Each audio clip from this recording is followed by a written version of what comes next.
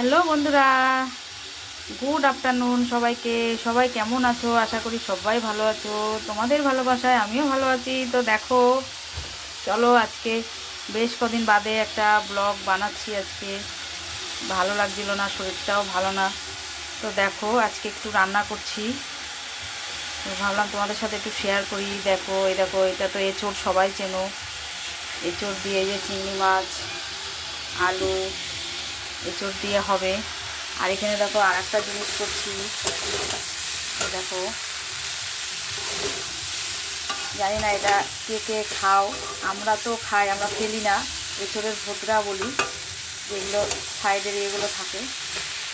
এগুলোতে দেখো উচ্ছে আলু দিয়ে চচ্চড়ি করবো। এই যে সর্ষে বাটা করেছি, আর এদিকে ভাত হচ্ছে। আজকে সব দেরি হয়ে গেছে, এঁচোড় কাটতে কাটতে আর চিংড়ি মাছ বাছতে আমার সময় হয়ে গেছে বন্ধুরা। কী করবো, জানোই তো, চিংড়ি মাছ এঁচোড় এগুলো কাটতে কত সময় লাগে। এইগুলো কেটে গুছাতে গোছাতে আজকে দেরি হয়ে গেছে, রান্নারও দেরি আজকে। তো আমার ভিডিওটা যদি ভালো লাগে একটু লাইক কমেন্ট শেয়ার করবে, করে পাশে থাকবে। সবাই ভালো থেকো, সবাইকে টাটা করলাম।